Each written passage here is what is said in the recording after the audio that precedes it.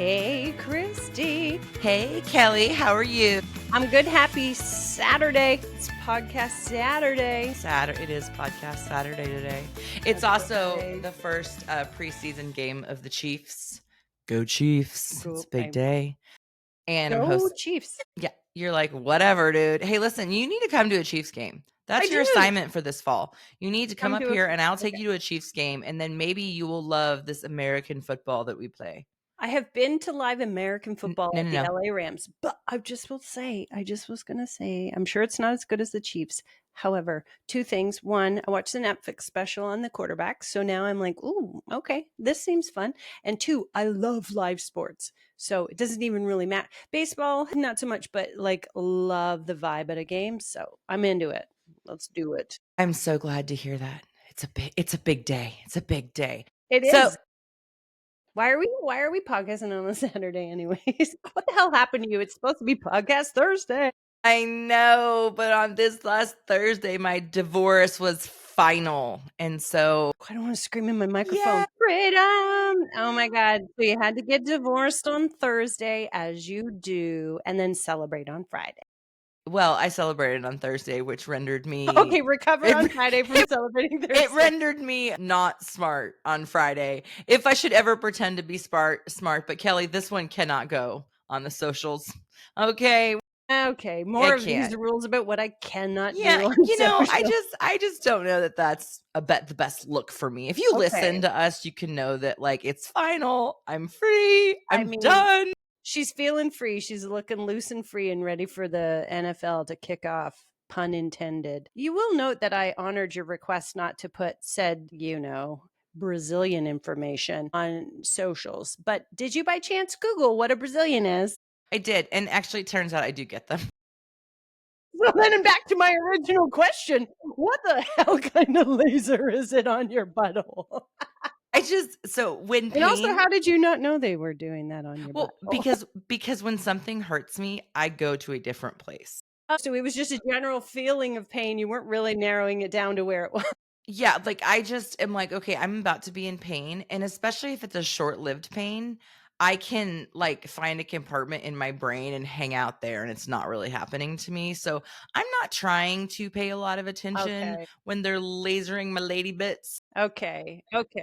And not that we intended to start by talking about buttholes, but speaking of pains in your ass. Speaking of pain, you know what? So today we're going to talk about Gen Xers, specifically from my financial point. I remember when we were teenagers in the 80s and 90s. Well, you were in the 80s, I was in the 90s, just to remind you.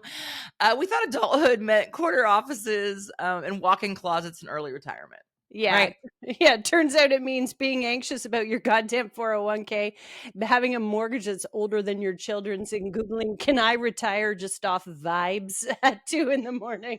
Well, what's funny is I'm about to restart my mortgage for my divorce. So I'm refinancing the house anyways. But here's the kicker. I found this. This stat is scary. 70% of Gen Xers fear running out of money more than death.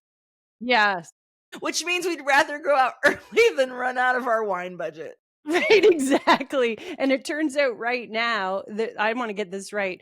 We're the spending powerhouses. $18.2 trillion Gen X's are going to spend this year. And I'm pretty sure it's all going to like streaming services, Stanley mugs, and fucking Botox.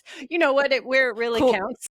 Or laser hair removal and cool sculpting. So clearly we've been raised with a couple of incorrect notions of financial freedom, and then, fuck it, I got big girl money. This is what's happening.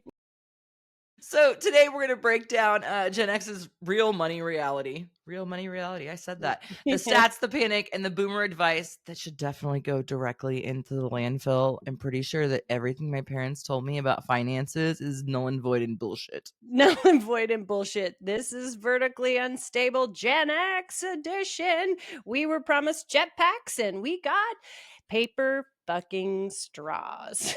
And for those of you that don't know, the cutoff for Gen X is 1980. You had to be born before 1980, and I think it was like 63. But 65 apparently, because my husband is a survivor proudly and says he's Gen X. He's the boomerist. Gen Xer I ever those cusp ones on the low end are about as Gen Xy as the '80s are millennially. You're a bit millennially, but anyways, we Well, no, won't. actually not because I'm a 79er and I'm the You're on the middle of I'm the middle of 9 children. And all my older siblings influenced me more than my younger ones did. So I actually am much more Gen X than millennial for sure from a mindset perspective. Speaking okay. of being the middle child, Yeah. We are the middle child of these generations is the we point. are we're the middle child of the economy. Definitely. We're like that middle aisle in Costco where everybody needs us, but nobody really ever comes and checks on us. Well, we're doing a lot of stats this time, guys. We did a little Yes. bit of homework on this We did some episode. Googling. I've got We paper. did. We've got sources this time. But Gen X controls 29% of the US wealth, and boomers control 52%.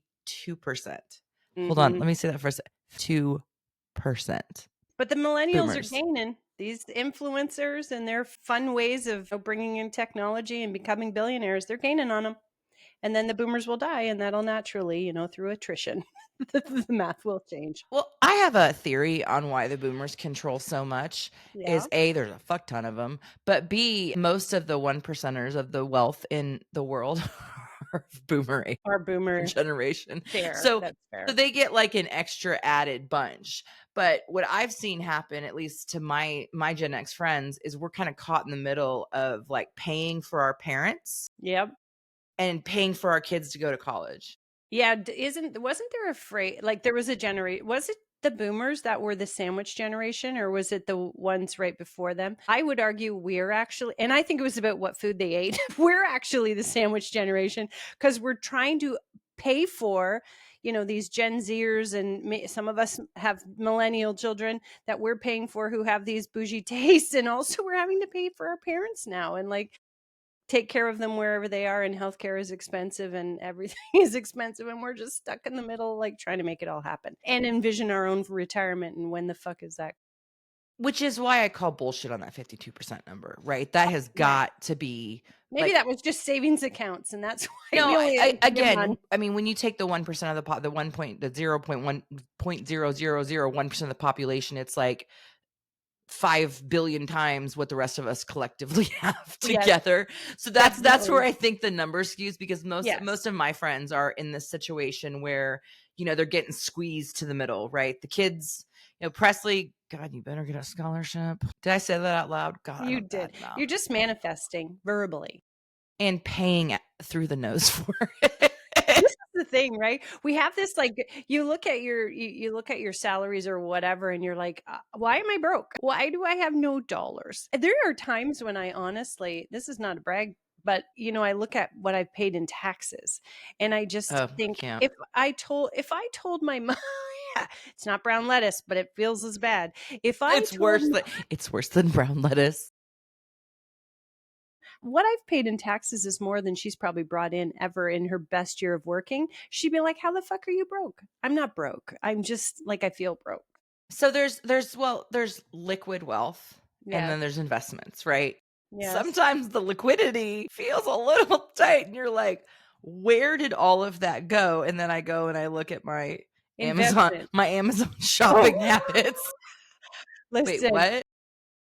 like I don't know about you, but I am very pro put it all on a credit card and pay one bill a month. Because if I'm gonna have to manage all these fucking things, like I just want to have one bill to pay. So even if it's a $3 coffee, we're tapping a credit card, right?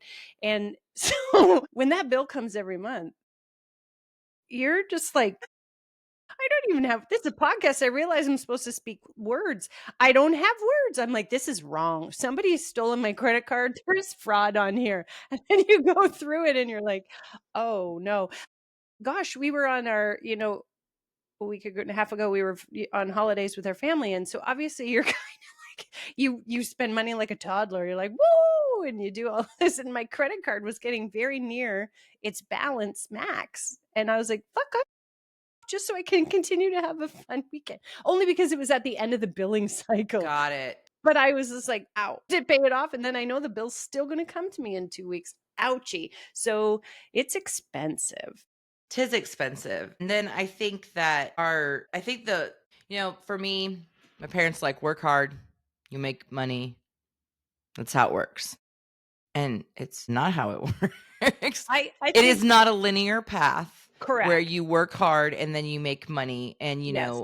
And then everything's fine. Yeah. there's so infinitely more variables, than that, and I think for at least for me, I'm not sure if it's the same for you, coming into the work world, I thought, like, I would start a job and then I just move up in that job, Well, and so people would pay me fairly.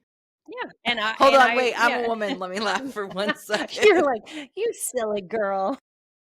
Wait, I thought I They was gonna would get paid recognize my fairly, talents and I would be promoted appropriately.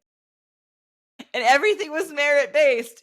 So Hee. let's just call this whole segment top 5 boomer era financial wisdom that has not aged well, also known as bullshit our parents taught us. But in their defense, I think True. it did work that way more when they Yeah, were younger, and also women weren't as prevalent in the workplace. So that's you and fair. I have fought a lot of battles and done a Yeah. lot of things that, our mothers, at least my mom raised 9 kids. I mean, she worked all the time, but what she was paid for is different. Yeah, How she and I was think compensated. yeah, and I think if you just think of that whole like work hard and you'll be rewarded as a bucket, right? The problem is that yeah, hard work is important. But the wages haven't kept up with the rising costs of living, right? So that's one thing. And then education is extremely expensive versus what it used to be. And sometimes your advancement is falsely tied to whether or not you have it. And then career advancement isn't just about put in the time, do good work, and then you'll move up. It involves networking, making some strategic job moves, and upskilling yourself and all of that. So it's not just the grind and the loyalty anymore. It's like, what are the It's other things? It's absolutely not the loyalty anymore. I find it so interesting. People are like, "How are you an entrepreneur? Isn't that stressful?" Well, yeah, it's stressful. But I think one of the things that is it's such a falsehood in companies and especially large companies is, this idea of, they'll take care of me, blah, blah, blah, blah, blah. I have a friend who shall remain nameless, who worked for a company for, God, 20 years. And she was let go on the day she landed in Europe for a vacation for her family. She was let go on holiday? Like, would they Correct. call her and said, "Hey, don't worry about coming back from holiday?" Oh my, And was it a so big reduction in force or just her? it Like, it was no, it was a big it was a sweeping consolidation. I don't wanna hence get the go timing. Yeah, I don't Yeah, wanna get okay. into more detail than that, but it's like, that's what you get for 20 years? And Yeah. this same large company had earlier changed about, 6 months earlier, had changed their policy around, when you get let go, you get a certain number of Severance? weeks. Thank Severance. you. They maxed it out. They said, "It doesn't matter how long you've been here, you only It get," I think it maxes was up here. three Yeah. 3 months, which is like, even their 20 years, you owe me more Well, than you 3 must be months. getting a year plus at least, yes. But I will say, so to me, people are like, "You're an entrepreneur, that's scary." Yes, it's scary, but I also understand the concept of, at the end of every 2 weeks, you and your employer are flush, right? Yeah. Is that flush? I think I'm using the wrong word here. I don't know Flush if you're flush, wait. well, But flush okay, technically you got lots of things, but you mean just that part we've tarred out, like we're back to zero sum we're back game to whenever zero you finish. sum game because I have worked for 2 weeks and you have paid me Yes, for and it. you pay me for 2 weeks. And there are so many, I think, people that in our generation, I think millennials are much more savvy. I think they see that, yeah, bullshit, you'll get rid of me the second my number doesn't make sense. Yeah, Or makes sense, and get rid of me and replace me with 3 other people that make half of what I make and they feel like can do more work or whatever. But I think for Gen Xers, at least for the ones that I know, it was really hard to come to grips with the idea that there is no loyalty from companies anymore, especially large ones, where it's yeah, not your boss making the decision or your boss's boss or your boss's boss's boss's boss. It is correct. somebody who doesn't know you and is Yeah. looking at it from a number perspective. Well, I think at the end of the day, that's what it's going to come down to is a business decision, and it's going to come down to the math, and it's got nothing to do with who you are and all the contributions you've made to companies. I think interestingly, having sat on the corporate side the whole time, I can't think of a boss or boss's boss that I've had that isn't at best a Gen Xer.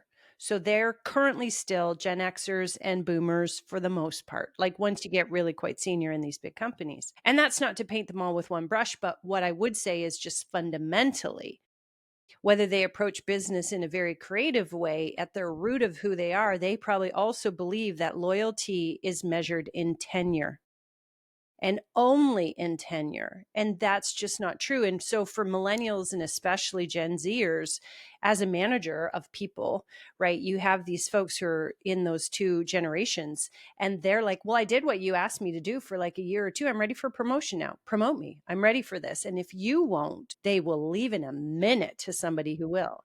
And I will say for myself, financially, and this is just how big companies are set up, right? There will be an HR policy or compensation and benefits group policy about what percentage of raise you can get when you get promoted within when you're internal. And it is never as much as it will be if you are coming from outside. So if you really want to make big financial moves in your career, a lot of times that's coming from leaving. And that is fraught with problems for the employer, not really for you, because, what you get to grow is experience and more tools in your tool belt. There will be different processes or business acumen things you will learn in one company you didn't the other. And so the way the system is being set up with the belief that people should stay here forever and retire from here is really antiquated, doesn't align with the younger people. And if you just do the dirty math as a person, you can do way better if you bounce around both financially and just sort of mentally, because you're challenging yourself in new ways. Sure. That's my job soapbox in corporate life. You're about to get a capitalism rant in 1 second, but I just want to speak to what you just said. So in my career, when I was working for agencies, I made a lot of moves. And at one point, someone asked me in an interview, they're like, well, you were here for, my first job, 5 years, right? Mm-hmm. Second job was like 2.5. Third job was 2.5, right? And so someone asked me, I was going to an agency that was the largest privately held agency in the country at the time. And one of their concerns was like, are you going to stay? Mm. And my response was, that depends on you. What do you mean? I'm like, and I made the argument that you just said. I'm like, I have made some of these jumps, because I wanted different experience and work, but also they came with between a 20 and a 30% increase. Yeah. Yeah. And when you're young, right, and you start off, I mean, listen, I started off making, I think, $30,000 a year living in Dallas, Texas. I also worked at Texas Land and Cattle one night a week and every single freaking weekend just to keep, I'm going to say not flush. I got to find another word, just to keep not go into debt, not go into any more debt than I already had. And so, it's like, as you move up in your career, right, you're not getting quite that big of a bump, but a couple of those bumps early on, it changes everything. I agree with you. And so I think, well, the guy that interviewed me, I think he liked my sass a little bit. He's like, that's a really damn good point. But I just want to go back to one thing about the whole business and being a number. Mm-hmm. Because I will say, I'm a capitalist through and through, but I believe in true capitalism. And true capitalism serves the community. And part of the community piece is your employees. So for instance, I know of a particular telephone company. Did I say telephone? Is that even a thing? Mobile? Whatever. Anyways. I knew what you meant because I'm old as dirt. Because we used to have rotary phones. Exactly. With a cord that was attached from the kitchen and you dragged it down the hallway. We didn't even have buttons yet. No, I know. And if you had friends with 9s and 0s in their number, you're like, God damn, I must love you to be calling you. Takes 7 hours. Go on. Anyways, so this company is a very large company and they merged with another very large company. And so 2 years later, they did what after merging? What do you think they did? Fired everyone they acquired. They had a massive layoff. Here's what gets me. Well, someone's like, yeah, well, they have to show some efficiencies after a merger like that. And I was like, cool. Where the fuck are those efficiencies going? Because they sure as shit aren't being passed down to the consumer. And this company at the time before the layoffs was still making a lot of profit. So I am this is a strong one for me, guys, but I'm like, if you are a business and you believe in capitalism, you better be taking care of everybody. because Yeah. that's what it's truly about, right? It's not, we make as much money as we possibly can for the very tip top that's become what this country does a lot of. Yeah. That's just greed. That's not Yeah. capitalism. So I just wanted to give capitalism back its good name and Yeah, say exactly. Remember. capitalism is a wonderful system, but it has to be used properly and not in total greed. Okay, Well, there. it's Wow. so funny. You I could just I could go on for like an hour about that, by the This is way. a relatable tangent, though, because it's a word that's been given a feeling behind it that is Mhm. negative. So the connotation to capitalism is bad. But even my daughter and I were talking the other day, and she said something about, "What, I'm not a feminist, Mom." Like that's a bad word. And I said, "Well, actually, Emery, do you know what the definition of feminism is? Because really, all it is wishing and wanting for equality. So I just want equal opportunity for women in whatever it is." We were talking about health at this particular moment, which we will someday have a whole episode about. But I was like, it's not a bad word. It just means that what you desire is for women to have equal opportunity to men. And she's like, "Oh, well, I'm a feminist then." Like, yeah, you should just be proudly a feminist. This is not a bra burning, like, fuck all men word. It's No. associated with that, but it's just, I just want equal treatment. Anyways, that is a slight tangent. Let's go back. So working hard, you'll be rewarded. We're not sure. Loyalty Stick with your company your whole career, you'll be rewarded. If you count watches after 20 years, like, and I'm not saying a and Rolex. mugs. Yeah, the job hopping can sometimes do you a good one. And let me just say one other one, and I've heard it as I've been, moving up in careers, especially in corporate, is college. Get a degree, it guarantees a good job. I will tell you, I was on the wrong side of HR conversations many times when I did not have a bachelor's degree. So what I went to school for, when I went to school back in 1991, when I went to school, the program that I took was not a bachelor's degree program. It is now, but at the time it wasn't. But it Mhm. was a 3.5 year program that was harder than any undergrad would ever have been. I know because my friends were doing their undergrad and they were the ones going to the bars and having all the free time, and I was the one fucking Hey, studying. yeah. Yeah, exactly. I was memorizing the genus and species of a Bordetella pertussis fucking bacteria. Anyways, Could never spell that. no, I could give you some good ones. Escherichia coli. You know why they call it E. coli? Because the first word is actually Escherichia. Try to spell that. I have a Anywho. hard time with E. coli. So what does it start with, an A Start or eh, eh, E? E. I'm Is it a C fairly or a confident K? to I think there's a see. dash. Sorry. Anywho, Continue. so this was in the US, the equivalent of an associate's degree. And so as I was moving into management positions, or trying to move into management positions, especially within big companies, and this is now me with a decade or 15 years of experience and success.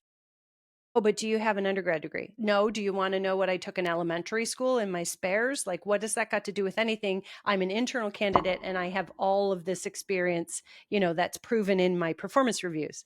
And I remember an HR person saying, "Well, I won't show your resume to the hiring manager because you don't have an undergrad degree." And I was like, hold on a sec.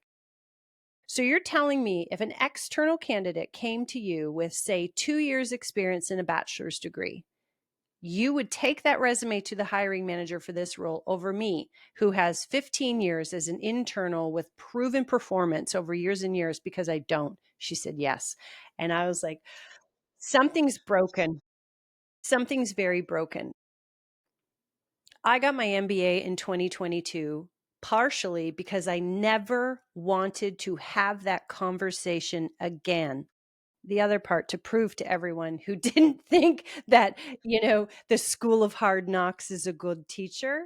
So then I was just number one in my class in the valedictorian of all the graduate fucking programs in front of 3,000 people. So if you're going to do it well. But my point was, Well, I remember going through a variety of classes, and you work in small teams, and on my team I have a guy who's a brilliant UX designer. At the time he worked for Google and Adobe before that, and I had another one who was leading Amazon production and supply chain. Like, these are just smart as whips guys who have bachelor's degrees and master's degrees and all this. We're getting down and we're doing capital equipment and depreciation and linear regression and data analysis and all this stuff, and the guys are like, fiddler, fuck, why are you good at all of this? And I'm like, because I have experience doing it. I don't need the letters after my name to prove that I know how to do it. So that's my like rant. I'm so glad I did it. I made great friends. I'm very proud of myself and I did learn things. But what I learned probably the best was that, and I said it in my speech, the knowledge is for you, but the learning is for everyone. So I need to share all of what I've learned. And that's not just in my MBA, but if it gives me the foot in the door now to be having conversations in other rooms, then give it to me. But I don't think it's necessarily, the be all and end all to get an undergrad. Now, does my daughter need to finish her degree? Yes. Did I tell my boys by no uncertain terms, will you not get an undergrad degree? I did, because I knew that still in the world, it equates to success. And I think, one of the other things that a degree buys a bit of time, right? Because when you're The mature 18, and yeah, marinate a bit? and Yeah. yeah, yeah. So, and really, at least if you, in my opinion, college is there to help you learn to think, right? Learn to think. Kind of, I mean, you're not even your frontal cortex isn't fully developed till you're 25. Mhm. I said cortex, lobe. Are they the same thing? I don't know. Frontal lobe. Anyways, your frontal lobe isn't even developed. They're saying for men it's like 25, maybe Yes. 26. Yes. And so those 4 years of spending time learning, which I did not spend my time learning in college. Okay, I did not. I was a terrible student. I bartended. I was awful. I did also get my MBA though, and here's what's sad. I got it in 2018. I got an executive MBA. Wait, 2019, my apologies. And the reason I got it was the exact same reason that you did, Kelly, is I didn't want people to be able to tell me no No. based Yeah. on based The on letters some after your name. correct, having nothing to do with my experience. I mean, used to joke with one of my clients. I was like, yeah, he actually, he's now a president of a company, but at the time we were working on Nerf blasters. Yeah, we did. I know, right? We didn't. I That's have gotten to fun. do some You've done some fun stuff. Marvel toys Yes. and Nerf blasters. Those are Yes, easy to please. sell. Yes, please. But no, so I was like, yeah, I need to go back to school and get my MBA. And he's like, and he has a Harvard MBA. He's like, you have one. And I Exactly. was like, what do you mean? He goes, Christy. And he was like, you've worked across telecom.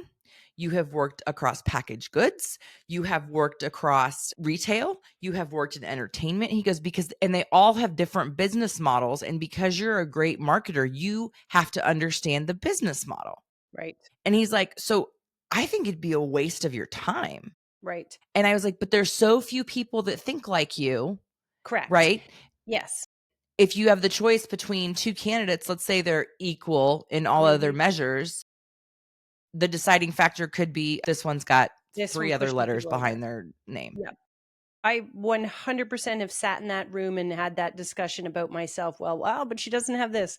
But let me show you all the things she does have. And even, right now I'm on a sabbatical and thinking about what are the things I want to do next. And so I have lots of conversations with recruiters and headhunters, just kind of going through my experience. And similar to you, I have curated a career path very intentionally that is always in healthcare, but in diagnostics, so lab testing and understanding, what's going on inside a body, going into medical devices, so implants or surgicals. I've been, cardiology for a lot of time, but also in general surgery, and then in pharmaceuticals. And all of those things, though some of the challenges in getting through the being a patient in any one of those scenarios is the same. It's always about access, awareness, and education and reimbursement that at the root of it. And for you as a marketer or as a salesperson, you're learning, okay, if those things are all same, how do I have to do it different and adapt in this environment, because this thing is a little bit different over here. So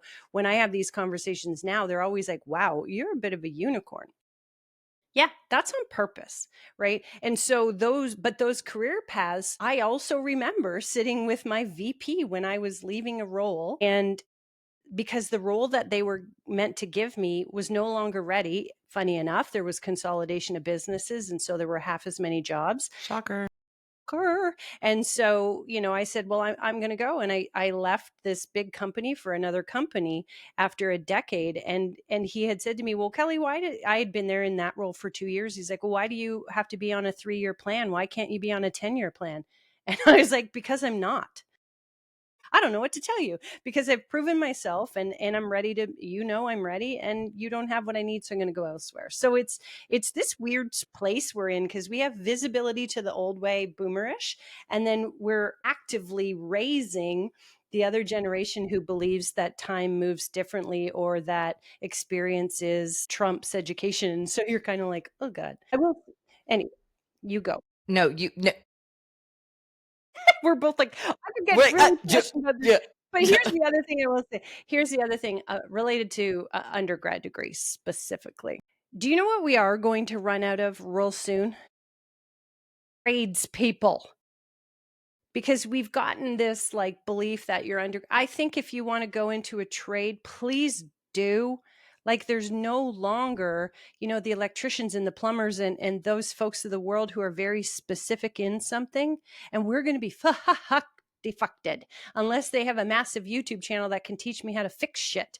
Because there is like They actually do I have know, that. but I'm not touching electrical. I'll burn my house down. Hell no.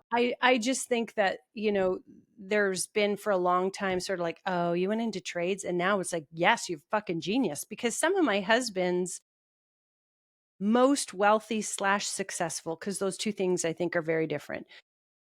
Some of the most successful and wealthy friends he has are the ones who went into trades. They are plumbers. They are contractors that went into construction or finished carpentry. And they're probably also the ones who have the best work-life balance and are happiest, if I'm not Well, going to lie. okay, I was going to go into a different path, but I just want to put a exclamation point on this point that you just made. Here's the other thing. We don't pay our tradespeople enough. That is And facts. also there is I went to college a bit more of a cachet with it. And I think that's total bullshit. I think when it comes to getting into a trade, that should be valued at a much higher level, both financially rewarding and socially like a feather in your cap For sure. than it is. And then Which go get an undergrad to know how to run your plumbing business if you want to. Fine. If not that you need it. But or just go on YouTube. Or just call hire an accountant who's probably not got a job. just call me. Just call me. Oh god, accounting would be like the worst thing ever. I hated accounting. Ugh, I still hate accounting. I had a really good point and then you kept talking and now I don't know. It was getting us back to just the kind of BS that we were sold growing up. And again, not that our parents really tried to do this to us, but man, they had some really, really different issues with the business. It's coming back to me. I think the point that I was going to make was I went into the workforce with this idea of being grateful for my job. Mm. I'm grateful for my job. And while that is true, Mm-hmm. oh, I even thought of the other one. Hold on. So while I've always been grateful for the job, realizing at one point that they were damn lucky to have me kind of changed things for me. Cause I went from this place of like, just put your head down, do it. Oh, that's out of your scope. Do it anyways. You do the job that you want versus the job you have so you can get the job that you want. And I'm like, well, that's just like taking advantage of somebody, right? Asking somebody to do a VP level job and Yeah. pay them as a director Yeah. is bullshit. And You then don't do that. give them dangle a carrot of a job that you're going to eventually tell them that they're not qualified for because they don't have enough of X, Y, and Z. Yeah. It sounds, Kelly, like you have been there. Yeah, I think I've been there and I think I've also had to be the one who is explaining the BS to somebody who was ready to move. And you're like, as a leader, that's always difficult because you're kind of like, what I believe in my soul is right for you. And what the business or company or whatever is saying you need to do, I disagree with. But they're my employer. Yeah, it's difficult. Well, when you're faced with that, really quick, when someone comes to you, one of your people comes to you for advice, Mm-hmm. do you toe the company line or do you give them advice I, that I you would take as yourself?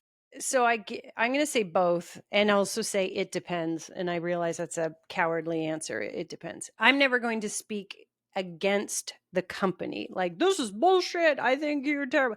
Never. Right. Because I have not, nor will I ever work for a company that I think is bullshit. So I realize that there are some processes that are in place and there's some kind of logic to it. So what I will do is say, I hear you. I know you're frustrated. I understand. And a lot of times I've probably been there. I'm going to talk to you about what the rule is or why this is in place. And let's talk about how we can get around it or be in the right place for the right time next time. Right. Like, so I'm just going to say, I'm going to lay it out for you. Here's the crazy menagerie of things that you have to do to make this happen. So how do we need to do it to make it happen for you? And I hear you. And I'm sure that doesn't feel good. Right. So authenticity and just openness. But I'm never going to say, yeah, you're right, this company is bullshit, because I wouldn't work there if it really were. But I may say, yeah, these rules are a bit funky. And this is really why they have them, or why, why they believe that we need to have them right now. So let's talk it through. A great example is almost always promotions. Right. And they'll say, well, I'm ready for this. I'm ready. And I will say, okay, well, I know you feel ready, right? But in your heart, you know what you did in that project, or you know what your role was and how you came up with this. But let's talk about the thing that you want to get promoted to, because I'm going to tell you what a day in the life of that looks like. And then let's talk about whether or not you're ready. I remember specifically somebody who wanted to move into a level that meant they were moving up to my level, which is great. I'm all for moving people forward. And when I explained the difference, I said, great, super. We can start a path for that. If you get that role, here's what it means for you in the stuff you're going to do day to day. You are going to be in charge of the strategy and the thinking 2-3 years down the road, and all the stuff you love about execution today, the fun stuff that you get, so jazzed about doing, is no longer your job. That's the person in your role's job. So you don't do the execution anymore. You're all about the future thinking strategy. To which they said, well, no, I love the execution. I'll always need to do the execution. Well, then I don't think that's actually what you want. The promotion isn't what you want. It's probably more the money, or is it the title, or is it the office with a door that closes? Like, let's talk about what you actually wanted. And not surprisingly, in this instance, it was the title and the door that closed. Like the gravitas that comes from being out of the bullpen and into your own office. We need to have another podcast that's just about getting promoted, corporate situations, leadership moments, and all of that things. I'm going to take us back to, not that this isn't great, because it's all tied into money, right? It's all tied into our financial, our financial futures. Yeah. One of the other, you brought up a minute ago, you said, your 10-year plan or whatever. I was always told to have a 5-year plan. I call 100% bullshit on having a 5-year plan. Here is why. Yeah. It closes your mind off to the opportunities that present itself, or when they present themselves, because it's not part of the plan. Also, when it comes to being a Gen Xer, Andrew has lived through 6 major economic crises in this country. 6. We've lived through recessions. We have lived through wars. We have lived through fucking COVID. Like, who saw that coming? Right. And we're not getting into conspiracy theories. I don't believe in them. But, the idea of, hey, have a plan and execute it. I'm like, everything will be fine. I'm like, absolutely not. Well, When I would get interviewed, like someone, 5-year plans for companies, absolutely. You need to do that type of planning. I'm just talking about from a personal perspective. And okay, like, for instance, did I ever know that I was going to be divorced twice from the same fucking man? No. That was not. That wasn't on your mood board? That was not on my mood board. That was not on my vision board. That was nowhere in my quote unquote planning. Right. Right. And so I think taking it kind of more back to like the financial piece, it's like, own a home as young as you can. Great. You own a home. Home ownership is more expensive than just your mortgage and insurance, people. It's the $20,000 foundation that suddenly needs to be fixed, or you come back from or PS, you're actually in mediation and getting a divorce, and you get a text saying that your garage door opener changer is going to be at $1,200. Yeah, right? exactly. And so I think or there's something in the behind the walls that they used to do your plumbing that's now a class action lawsuit, and you have to have it removed. And you're like, who's paying for that? You. No. I think that's probably the biggest boomer financial advice that needs to just go. That renting is throwing money away. You need to own a home. And I'm on both sides of this conversation. One, because again, Andrew's like skimming the boomer generation, but also because I have children who are millennials who would like to buy their first house. And while I will not quote what, my parents never owned a house, but for Andrew, what his parents paid for a house would make you throw up right now. But even for me, my first house cost $75,000 just for scale. And yes, it was in a small town. It was a small town. I know. It was a small town, but $75,000. And at the time, I was probably making $37,000. So X my salary was my mortgage, right? Today, if my son, who lives on the island in Victoria, outside of BC, Vancouver Island, if he bought a house today, starter, we're not talking a castle, we're talking a fucking townhouse, it would be $1 million, which is 10x his salary. And his salary is not minimum wage. 10x and 2x are very different. So buy a house is still ingrained because their grandparents are saying that, their parents, some, kind of like, that's the epitome of success. I don't know. And it is an investment though, right? It's an Sure. investment, and over time, Sure. if you can buy a house, I would say do it, but you have to do it in a financially responsible way. You have to do it where you can actually afford all the shit that's going to go wrong with it. That's fair. But let me flip the script. All right, let's go. The other side of this right now, you're on Team Andrew. Okay, let's debate this. I am not on Team Andrew. I think that real estate is a great investment. I just don't know that it's the gold standard investment. So right now, we own a house in Canada. We do not live in Canada. I would like to sell said house in Canada. And my husband is still of the belief that it is the gold standard investment. I would argue. So now take everything you just said about roof that needs changing or, air conditioner that needs replacing is now incrementally more difficult because it's not in the house that I'm sitting in. And say, what could I do with the equity in that house if I took that same money and put it in a modestly performing portfolio for the same amount of time? My mental load in carrying the burden of and stress of a home is gone because now it's my financial planner's mental load of making my money make money. I just think sometimes it's not the best for everyone, but I am not entering the home market for the first time. I am trying to maybe get out of it and go do fun shit in an RV. Well, so this gets back to another thing that my parents said, always pay cash, right? And I have a lot of friends that are like, want to own their home outright. And I'm like, with the interest rates where they are right now, even what they're like 6-7%, even at 6-7%, right? I know not right now, the stock market is not balling out, but if your interest rate on your home is less than what the market is currently making, why the hell would you keep that money not making money for you? I mean, to be honest, if it were me right now with how our stock market is and I have time, I would refinance my house and put I've got to like pay off the divorce thing, but whatever. But like, and put a lot of the money in the market because right now everything's down. It's going to come back. Yeah. Right. Unless the thing gets really fucked and then we're all fucked anyways. But it's going to come back.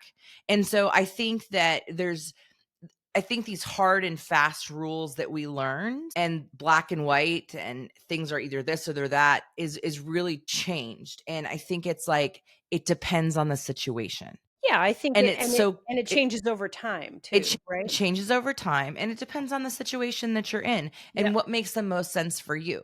Like my goal is to, no offense, work as little as possible and make as much money as I can, right? Because I do enjoy life. And I think that, we got to a point really in the thousands where it's like we lived in the 90s, we lived to work. I don't want to do that anymore. Yeah. Yeah. Right. I want to like enjoy life. But also, I love to spend money on dumb shit. So I was going to change this topic from our very serious work talk to stupidest shit. I am at the peak of my spending power and I'm still broke. And again, when I say broke, guys, it's very much a liquid asset thing, right? So, I have a financial advisor. She's amazing. Da da da da. I mean, I don't look at anything because it gives me anxiety. I'm like, great, what am I going to be able to afford when I'm this old? And then I think, well, I made 2 kids. You all better be ready to take care of my ass. This is it. Sitting here in 52, turning 53, and now on a work sabbatical, I'm like, I don't hate this time to myself, and talk to my financial advisor. And I'm like, hey, I just a quick question. And I love him, and he is my cousin, and he's brilliant at it. But I'm like, so I can talk to him a little more openly. And I'm like, bro, can I just retire? Like, is it close? He's like, oh my gosh, absolutely. You could retire if you want to live in your car. Or move to Mexico. Well, or Portugal. Or Portugal. I'm Be I'm an not expat, man. I I mean, am already an I was like, expat. you're already in a country that won't own you.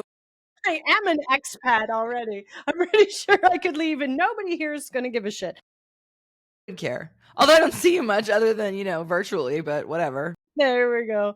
Yeah, I think it definitely depends on your situation. And then you just kind of think about like what do I want to do with my time and get out of this? And I really wish there was just like a magic number. Like I wish my financial guy could just say, "Kelly, it's X in your account and combined all of your assets into this and then you're good to go if you live till you're 85." Cuz then I would just grind to X. I just don't know what it is. What He we would should be able to do that. No, because he knows I'm very variable. He's like, "Bitch, what did you spend that money on?" Broke, we're just subscription rich. Exactly. Right? I have every streaming service there is. I'm not fucking with you. I do. And you know how I justify it? Because you don't add it all up. Well, A. And B, also, because I'm like, well, I work in marketing. Pop culture is my jam. I got to know what's happening everywhere. Hey, that might be a bit backwards. I've done some girl math. I even tried to put it like to make it a tax write-off. And my accountant's like, yeah, that's bullshit. And I'm like, you have no idea what I do for a living. I need to know these things. Yeah, Culturally definitely. relevant. Yes, on every platform. This is research. Yes, my watching Hunting Wives is research. Which, if you And haven't watched it, you do need to Hunting watch Wives. it, Kelly. Yeah. Okay. I It's feel like it might be a little Desperate Housewives, and so that I just need to have as my own guilty pleasure, not involving my husband. if Desperate Housewives, it makes Desperate Housewives look like a kid show. Okay, though. but is it like Pretty Little Liars then, or like I love that we're No. having this conversation about a TV show like I remember any of the fucking shows I watched. And you just But referenced a couple, and I'm I not know, trying to but I remember know what that's they're like a like, girl and I'm thing. like, why am I? But that was like girl gang, a little bit slutty, a little bit dark. This one's whorish. Oh, okay.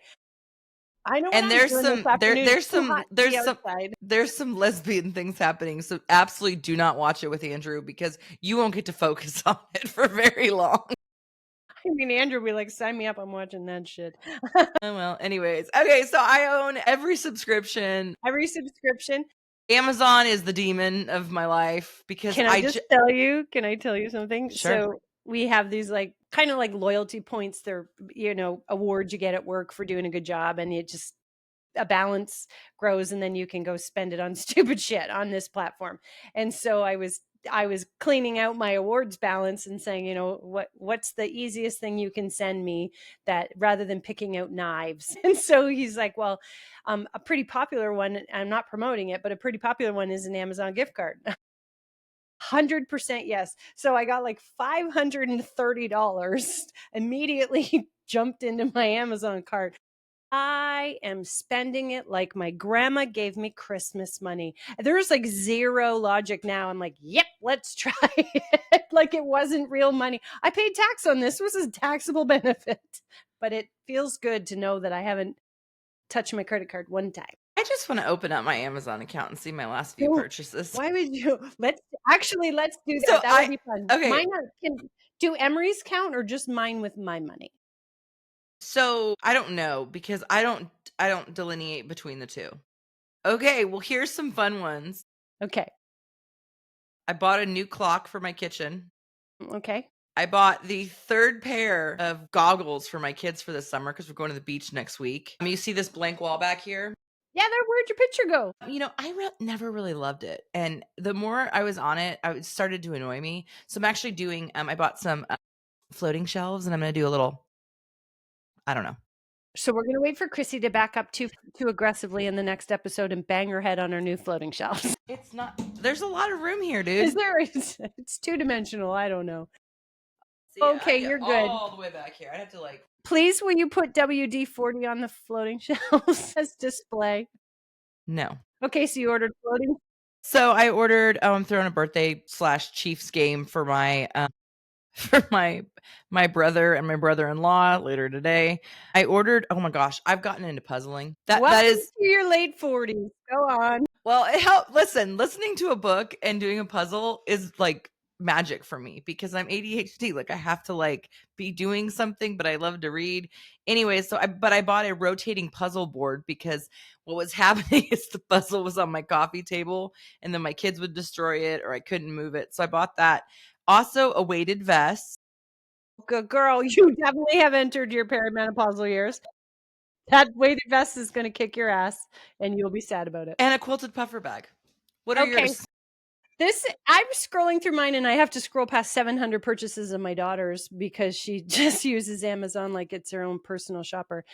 But mine makes me feel very old and boring. I have protein powder that I will tell you is the clear protein powder. So it mixes with water, and so one flavor is lemonade and one is icy blue raspberry, which tastes like a rocket popsicle. I'll send you this one. I was like, I now know what my next Amazon purchase is. They're delicious. They're by a company called Oath Nutrition Powder. They're awesome. Then I bought protein iced coffee powder. Do you see a theme here? Your weighted vest, your high protein things. Then I bought sparkling protein drinks that is like a soda, but it's protein. Bought a flea powder, bought magnesium sleeping powder, bought reishi mushroom dog chews for anxiety, and I bought a new filter for my Breville barista coffee maker. So welcome to the 80-year-old. This is a boomer Amazon list. It is a boomer Amazon. I think mine is much more Gen X / millennial, but I will have to say your coffee thing is saving you money because you're not going out to Starbucks, which yes, absolutely. My husband and I make all the coffee. I use my awards from work actually to buy this Breville Barista Touch coffee maker. And mostly I don't go to Starbucks out of laziness. I'm like, it's right here. I can make it in my kitchen. Also, it's expensive. Like, I don't understand. I don't think the coffee is that good. I just don't get it. I'm like, I will go there for my chai latte because I do enjoy a chai latte and it's too many steps. What was your most ridiculous need purchase this month? And for those not watching and just listening, the need is in quotes. What was your most ridiculous need purchase this month? Let me just scroll through Amazon because you know that bitch is going to be on there. Need. Oh my God. What did I just go shopping for? It's going to be clothes. It's just like I need more of these, which I don't. Like I've seen your closet. You need absolutely nothing else to clothe your body. I know. I went to Nordstrom Rack and I love a Nordstrom Rack shopping day. And I just got like more tank tops and more skirts in a different color and things. My needs are definitely not needs. They're wants needs, or they just make me feel better. Yeah, mine was definitely the weighted vest and the puzzle. Now, I would say your weighted vest is actually medical. So is the puzzle spinner. It's for your brain. Oh, Okay, it's like this thing. Well, okay, I guess that's okay. So those are not bad. I mean, this thing is dope. Like it turns on a lazy Susan. There's drawers. I will say when we were back in Canada, we were shopping on a street in Vancouver that's just all stores, both sides of the street. So that's risky. And we went to Roots. And if you're Canadian, Roots is at the core of who we are as a brand. And if you don't know the brand, fuck you. Look it up. It's largely track pants and things, but they very Canadiana. And so I bought a zip up sweater because they make really cool shit. And I bought a crossbody bag. Their leather is awesome. So I bought a crossbody bag. I bought a crossbody bag not that I don't have a couple, but this one is in a really nice, like warm brown leather with few zippers in a pocket. And on the pocket is a leather maple leaf. So well, that's pretty.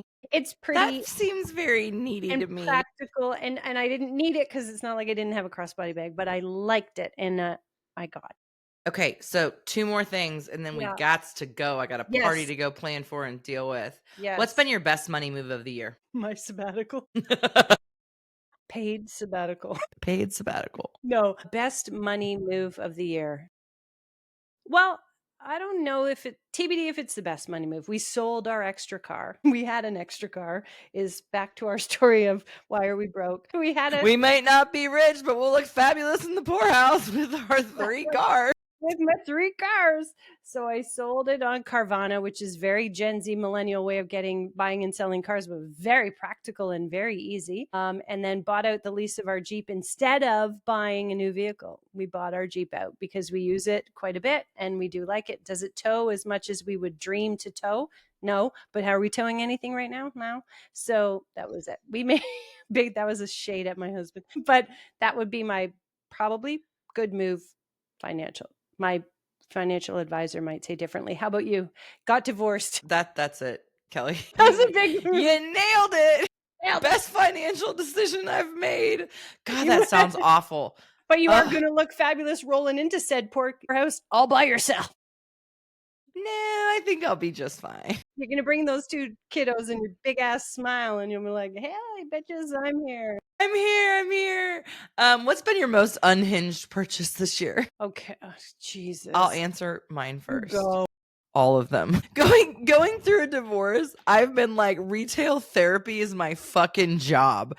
Like, I have never purchased so much in my entire life of just like random shit. I'm like a vibration board because I have one and then you returned it.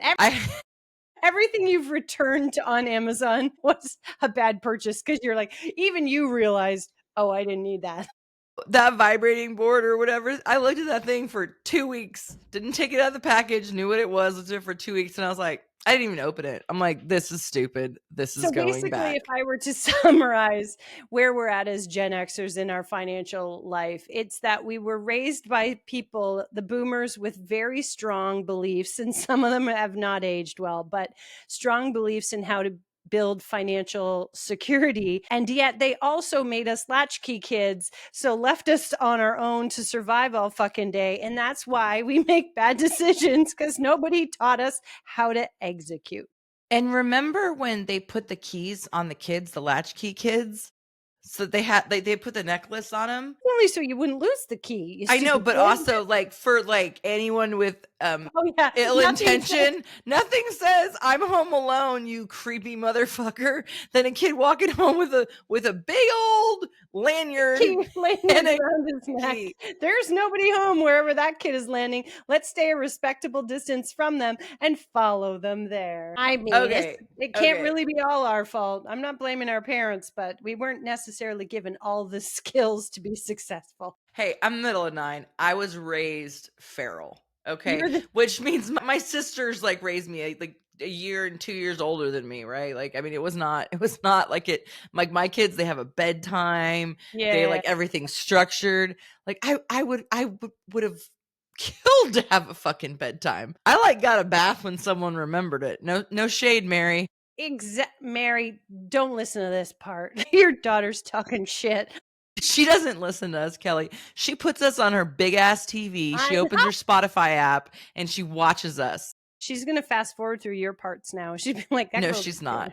No, she's not. She'll give me shit for them. I'll hear about them, but she won't. Mean, yeah. So I guess Gen Xers in the world of financials is a little like Christy in the life of the Diesels. Because we as a generation are too young for pensions and we're too old for crypto windfalls. We're basically the fucking Jan Brady of the economic world. You are the middle child and we are the middle child. Well, in closing, I will just say to my fellow middle children of the economy, Gen Xers, you're not alone. We're all trying to juggle mortgages, tuition, aging parents, and that weird fear of dying broke. And so there's nothing we can do about it. So, and I was going to give a couple key takeaways. Do it. Give a key.